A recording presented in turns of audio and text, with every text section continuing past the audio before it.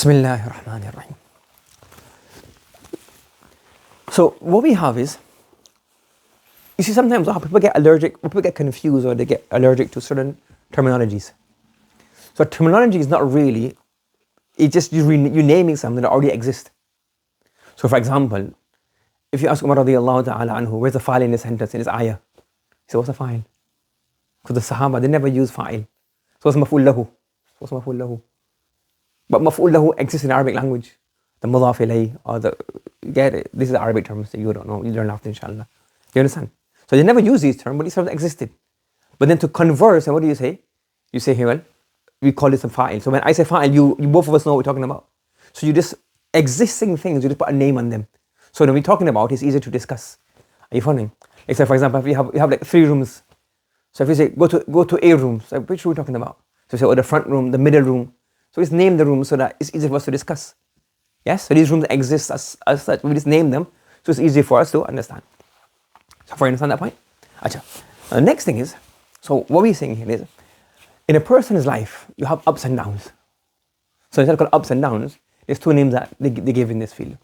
They say one is called basata yabsutu, bast, to spread out. So for example, munbasit, his heart is like munshari, he's open, he's happy, he's inclined. And qabada yaqbidu is to like close. So they call 2 terms. One is called bast and one is called qabs. They just name these 2 feelings. So one is ups, the ups is called bast, everything's open, your heart's open, you're feeling comfortable, you're enjoying it. And the other thing is called qabada yaqbidu, qabs, it's like everything's closed, you feel frustrated, closed, mind not focused, yes? So for example, so now in ibadah, and when you're worshipping Allah subhanahu wa ta'ala, when you feel like good, like you're reading tilawah, sometimes it happens, like you're reading tilawah and it's like, oh, mashallah, it's flowing off your tongue. You're performing salah and you feel good in salah, you're remembering Allah subhanahu wa ta'ala, everything is there, you know what you're saying, subhanallah, subhana rabbi al-a'la, subhana rabbi al-azim, everything's flowing, your sajda feels good, yes? Or you fasting feels nice, you're performing tawaf and tawaf feels good, yes? You're making dua and your heart, you're concentrating on your dua. All this is good feelings and everything's going smoothly. So going smoothly up is called bast. And then you're praying for salah and it's like, wow, I can't concentrate, I can't cry, my mind's all over the place, you got something going on in your mind, you're making dua and you just don't know what you're saying. You're performing salah and you feel like your mind you can't concentrate, yes? You're reading Quran and your mind keeps going everywhere, you kind of focus on the words. Sometimes the words not coming off your tongue. So this down and this like not flowing is called qabz, correct? You understand? You get what I'm trying to say? So you have time you're doing ibadah, it's fun, it's good, it's enjoyment, it's easy to do. And then sometimes you have the opposite, it's really hard, you don't feel like doing it, it's really confusing, your mind can't focus. So they give a name for this as qabz. Now, what happens, some people get confused or they get worried and panicky when you have a qabz. That maybe Allah doesn't accept with me, maybe I'm not a bad person, maybe something is wrong. Do you understand? Now, we have to understand, when we get Allah subhanahu wa ta'ala, He's the one who creates all these situations for us. Allah subhanahu wa ta'ala, He's the one that creates all these situations for us. And Allah does this because our job is not to enjoy our ibadah, our job is to worship Allah subhanahu wa ta'ala. Are you following? So whether we have fun, whether it's easy to read Quran, it's hard to read Quran, even if, for example, even in hifz, some days you learn sabak para is good, dawr is good, the sabak is good, and some days this you can't get it learned. So Allah is saying, well, you have ups and downs. And so He's saying, so don't worry about the ups and downs. All you have to worry about is what is in your control. So you're trying to learn your sabak, and you spent 1 hour learning sabak, and you got 4 or 5 mistakes. Allah's qudra, you got 4 or 5 mistakes.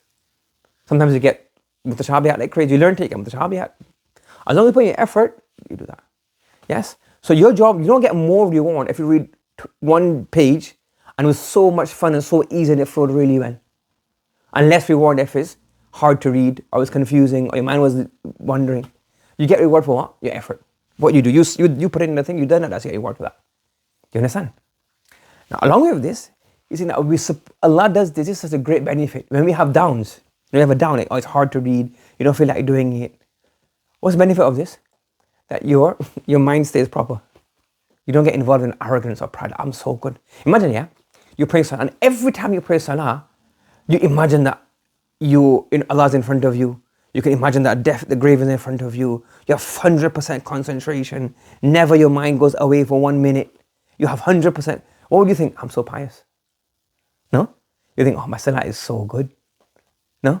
You think, oh, and after every salah, you never forget to do tasbih. After salah, as soon as tahajjud time comes, you wake up automatically by yourself. You don't even feel a bit tired to wake up for fajr. Yes? In sujood, you feel so good. Oh, I'm worshiping Allah subhanahu wa ta'ala. I'm so close to Allah subhanahu wa ta'ala. You feel everything is working. So what will happen now? You think, wow, I'm the most pious person in the world. I'm the most pious person in my class. Nobody like me. So when Allah subhanahu wa ta'ala puts you through like this, a difficult situation that it's hard to perform salah, you can't concentrate. You're trying, but you can't concentrate. Or you're making dua and you just can't concentrate. You can't cry in dua. Or you get the thing, so you go through what we call a qabz. Then don't worry, because why? That's not in your control. What's your control? Just do what you're supposed to do. For fajr, perform 2 sunnats, 2 faras, that's it. Whether it was easy, whether it was hard to get out of bed, whether your mind was there, your mind wasn't there, as long as you do what you're supposed to do, fine, alhamdulillah. When you have those downs and Allah shows, then you can realize, I know, yeah, everything that happens, Allah subhanahu wa ta'ala gives tawfiq. Sometimes you performing tawaf and it's so much fun. You're doing tawaf, you're doing zikr and you're doing tawaf and you're making Allah subhanahu wa ta'ala, and the whole 7 rounds you're making dua to Allah subhanahu. And then one time you just can't concentrate. You're just going round and round, you don't even know what you've done. So Allah is showing you that only I am the one who's giving you tawfiq. You don't feel proud and arrogant. Do you understand? So when you get these downs, don't worry about it. You just carry on doing what you're supposed to do. And things are also a gift from Allah subhanahu wa ta'ala to make sure I don't feel so good about myself, that I'm so good. Do you understand? May Allah subhanahu wa ta'ala give us tawfiq. Subhanallah wa bihamdi, subhanakallahumma wa bihamdika, nashhadu an la ilaha illa anta, nastaghfiruka wa natubu ilayk.